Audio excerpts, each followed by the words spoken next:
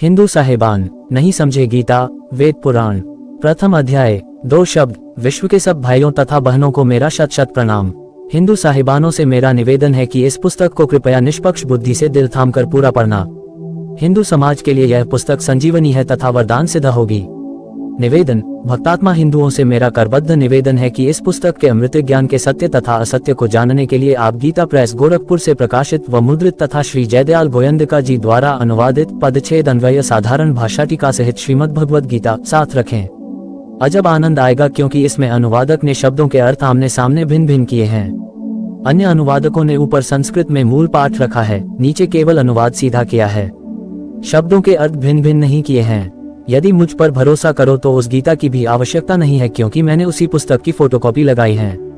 पुस्तक हिंदू साहिबान, नहीं समझे गीता वेद पुराण का आधार सूक्ष्म वेद यानी तत्व ज्ञान है। समझने के लिए प्रमाण वेदों, गीता, महाभारत तथा पुराणों आदि शास्त्रों से लिए हैं। सूक्ष्म वेद में कहा है कि ब्रह्मा, विष्णु तथा महेशा तीनों देव दयालु हमेशा, 3 लोक का राज है। ब्रह्मा, विष्णु, महेश तीनों देवता कमल दल बसे। ब्रह्मा, विष्णु, महेश प्रथम इनकी वंदना, फिर सुन सद्गुरु उपदेश। अर्थात सूक्ष्म वेद में अध्यात्म का संपूर्ण ज्ञान है। उसमें कहा है कि तीनों देवता श्री ब्रह्मा जी, श्री विष्णु जी तथा श्री शिव जी बहुत दयालु हृदय के हैं। इनकी केवल 3 लोक स्वर्ग लोक, पाताल लोक, पृथ्वी लोक में सत्ता है। ये 3 लोक के मालिक हैं, परंतु लोक तो बहुत सारे हैं जिनका मालिक परम अक्षर ब्रह्म है जिसकी सत्ता तीनों लोकों समेत सब पर है। मोक्ष प्राप्ति के लिए प्रथम इन तीनों देवताओं की वंदना अर्थात मान सम्मान यानी साधना करनी होती है। फिर सद्गुरु का उपदेश सुनो जो परम अक्षर ब्रह्म की पूजा साधना बताएगा। उस संत से तत्व ज्ञान सुनो। तत्वदर्शी संत पूर्ण मोक्ष प्राप्ति की साधना पूजा बताता है।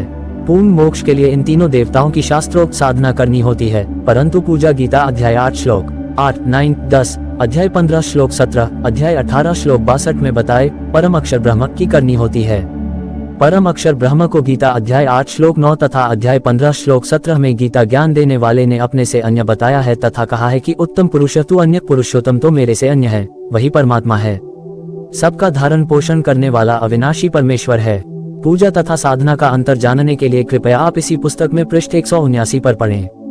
मेरा उद्देश्य विश्व के मानव को सत्य ज्ञान सुनाकर सनातनी बनाना है क्योंकि पिछला इतिहास बताता है कि पहले केवल एक सनातन पंथ धर्म ही था। तत्व ज्ञान के अभाव से हम धर्मों में बढ़ते चले गए जो विश्व में अशांति का कारण बना है। एक दूसरे के जानी दुश्मन बन गए हैं। ये बात विश्व का मानव निर्विरोध मानता है कि सबका मालिक परमात्मा एक है, परंतु वह कौन है, कैसा है यानी साकार है या निराकार है, मानव रूप में या अन्य रूप में, ये प्रश्नवाचक चिन्ह अभी तक लगा है। इस पुस्तक में वह प्रश्नवाचक चिन्ह पूर्ण रूप से हटा दिया है। सत्य को ग्रहण करना, असत्य से किनारा करना एक नेक मानव का परम कर्तव्य बनता है। इस पुस्तक में एक शब्द भी चारों वेदों व वेदों के सार रूप श्रीमद् भगवद गीता पुराणों तथा सूक्ष्म वेद से बाहर नहीं है। सूक्ष्म वेद में बताया है कि विश्व के सभी जीवात्मा परम शांति वाले सनातन परम धाम में उस परमात्मा के पास रहते थे जिसके विषय में गीता अध्याय 18 श्लोक 62 में कहा है कि हे भारत, तू सर्वभाव से उस परमेश्वर की शरण में जा, उसकी कृपा से ही तू परम शांति को तथा शाश्वतम स्थानम सनातन परम धाम यानी सत्यलोक को प्राप्त होगा।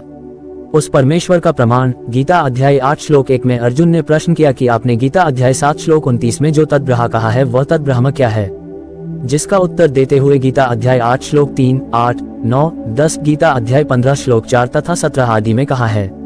जिस लोक में वह तद्ब्रह्म यानी परम अक्षर ब्रह्म सत्य पुरुष रहता है उसमें परम शांति है यानी महासुख है। उस सनातन परम धाम में गए साधक फिर लौटकर संसार में नहीं आते। जीवात्मा जब से परम अक्षर ब्रह्म यानी परमेश्वर से बिछड़ी है यानी उस परम शांति वाले सनातन परम धाम से काल ब्रह्म के दुखाले लोक में आई है, उसी समय से इसको उस सुख का अभाव खल रहा है जो परमात्मा के पास था। उस सुख की खोज में इधर उधर भटक रही है। इस यात्रा में जैसा भी मार्गदर्शक मिला उस पर विश्वास कर लिया क्योंकि भक्त का हृदय नम्र व श्रद्धायुक्त होता है। इस कारण से धर्म बनते चले गए। अधूरे ज्ञान से मानव समाज धर्मों में बढ़ता चला गया। अनेकों पंथ धर्म बन गए। सर्वप्रथम एक आदि सनातन पंथ धर्म था। मानव समाज शास्त्रोक्त साधना करता था। वह सत्ययुग का समय था। 5 वेदों ऋग्वेद, यजुर्वेद, सामवेद, अथर्ववेद तथा सूक्ष्मवेद शास्त्र थे। 4 वेद ब्रह्मा जी को मिले, उनमें संपूर्ण अध्यात्म ज्ञान नहीं था। परम अक्षर ब्रह्म सत्ययुग में लीला करने के लिए शिशु रूप धारण करके आए। बड़े होकर सूक्ष्मवेद का प्रचार किया। तब तक उस समय के ऋषियों ने 4 वेदों वाला ज्ञान पढ़ लिया था। सूक्ष्मवेद वाला कुछ ज्ञान 4 वेदों में न होने के कारण उसको गलत माना। इसलिए सूक्ष्म वेद को धीरे धीरे छोड़ दिया, परंतु लगभग 1 लाख वर्ष तक सत्ययुग में शास्त्रोक्त भक्ति की गई। इसके पश्चात शास्त्र विधि त्याग कर मनमाना आचरण प्रारंभ हो गया। गीता अध्याय 16 श्लोक 23-24 में कहा है कि जो व्यक्ति शास्त्र विधि को त्याग कर अपनी इच्छा से मनमाना आचरण करता है, उसको न सिद्धि प्राप्त होती है, न उसकी गति होती है, न उसे सुख मिलता है।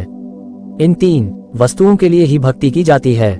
संत गरीबदास जी ने सूक्ष्म वेद में कहा है, आदि सनातन पंथ हमारा, जानत नहीं इसे संसारा, सदर्शन सब खटपट होई, हमरा पंथ ना पावे कोई। इन पंथों से वह पंथ अलहदा, पंथों बीच सब ज्ञान है बहदा। अर्थात हमारा आदि सनातन पंथ है जिसको संसार के व्यक्ति नहीं जानते। वह आदि सनातन पंथ सब पंथों से भिन्न है। गीता अध्याय 17 श्लोक 23 में कहा है कि पुरा सृष्टि की आदि में जिस ब्रह्म सच्चिदानंद घन ब्रहा की साधना 3 नामों ओम तत् सत वाली की जाती थी, जो 3 विधि से स्मरण किया जाता है। सब ब्राह्मण यानी साधक उसी वेद जिसमें ये 3 नाम का मंत्र लिखा है के आधार से यज्ञ साधना करते थे। विशेष ये 3 नाम मंत्र 4 वेदों में नहीं है।